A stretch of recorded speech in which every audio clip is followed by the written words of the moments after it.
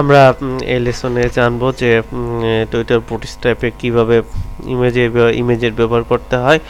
তো ইমেজের এখানে কিন্তু অনেকগুলো এক্সাম্পল দেওয়া আছে যে আমরা ইমেজ ক্লাস ব্যবহার করে কিন্তু ইমেজ ব্যবহার করতে পারি। এখানে দেখুন, আমি এখানে এটি আপনাদেরকে দেখাবো এখন এটি আমরা কিভাবে ব্যবহার করতে পারি। সো আমি যাচ্ছি, আমি আমার সোর্স ফাইলে গিয়ে আমি লার্ন টিভি 3-তে যাচ্ছি। প্রজেক্ট 1-এ গিয়ে আমি আপনাদেরকে একটু আগে যে লেসনটি দেখেছি ওটি বাটন, আমি ওটি কপি করে পেস্ট করে দিচ্ছি। এটির নাম দিচ্ছি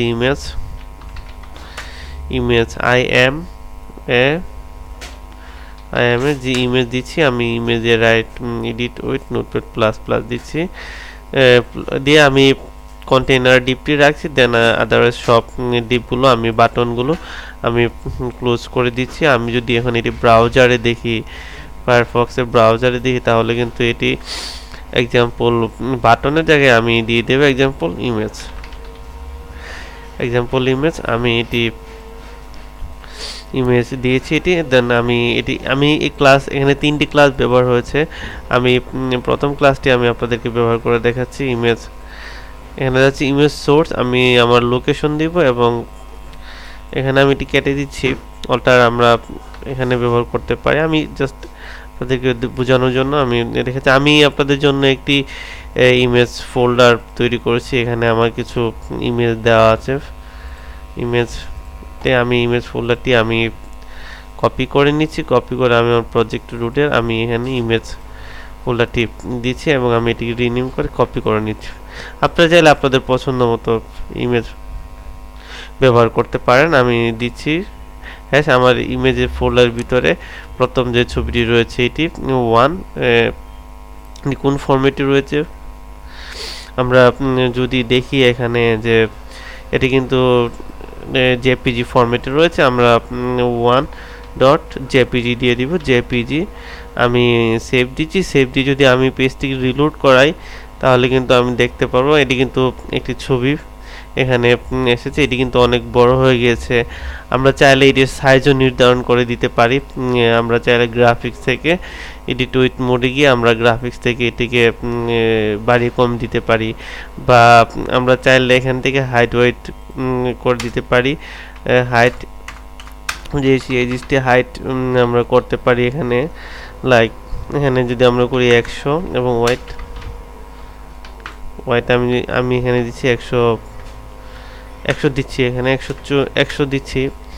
আমি সেভ দিচ্ছি, তাহলে দেখুন এটি কিন্তু 100/100 হয়ে যাচ্ছে। আমি রিলোড দিচ্ছি, এটি কিন্তু 100 হয়ে গেছে। আমি যদি এখানে 200 দেই, তাহলে এটি কিন্তু সমান 200 হয়ে যাবে। এটি কিন্তু 200 হয়ে গেছে। আমি হাইট এদিকে আমি 150 দিচ্ছি, 150, কিন্তু এটি 150 হয়ে গেছে। তো এটি কিন্তু আমরা একটি ক্লাসের মাধ্যমে ব্যবহার করতে পেরেছি। তো আমরা যদি নেক্সটের ক্লাসে যদি আমি এখানে ব্যবহার করতে চাই, আমি এখানে এটি দিয়ে দিচ্ছি 2 দিয়ে দিচ্ছি। 2 দিলে এখানে তারপরে যে ইমেজটি আছে ওই ইমেজটি এখানে আসবে। এখানে ধরুন একটি ইমেজ এসেছে। আমি জাস্ট যদি এখানে একটি ক্লাস ব্যবহার করি, এখানে ক্লাসটি ব্যবহার করলে কি হয় আসুন আমরা দেখি। আমি কপি করে পেস্ট করে দিচ্ছি। এটি কিন্তু একটি সার্কেলের মতো হয়ে গেছে, কিন্তু বাট এদিকে কিন্তু করতে গেলে আমাদের কিন্তু ফটোশপে করতে গেলে মোটামুটি একটু কষ্ট করতে হতো। বাট আমরা কিন্তু এখানে নিমেষের মাধ্যমে ক্লাসটির মাধ্যমে করে ফেলেছি। তো আমি আরও একটি ক্লাসের ব্যবহার আমি আপনাদেরকে দেখাচ্ছি। আমি এটিকে থাম্বনেইল করে দেখাচ্ছি। এখানে থাম্বনেইল করে দেখাচ্ছি, মানে আমি 3টি ক্লাসের মধ্যে 3টি ছবি আমি আপনাদেরকে দেখাচ্ছি।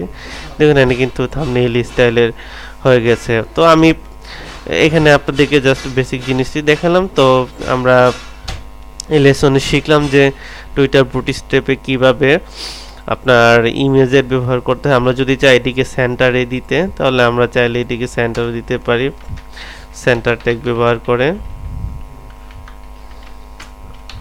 সেন্টার আমরা কিন্তু এটি সেন্টার ব্যবহার করেছি এখানে। সো ডিয়ার লার্নার এই লেসনে আমরা শিখলাম যে কিভাবে বুটস্ট্র্যাপে আপনার ইমেজের ব্যবহার করতে হয়। দেখুন এটি কিন্তু ফুল রেসপন্সিভ হয়েছে। এটি এখানে কিন্তু কাটছে না। এখানে আমরা মোবাইলে সার্চ করলে তো ডিয়ার লার্নার আমরা এই লেসনে শিখলাম যে ইমেজ ব্যবহার কীভাবে করতে, দেন তারপর লেসনে আমরা অন্য কিছু শিখবো। তো ধন্যবাদ।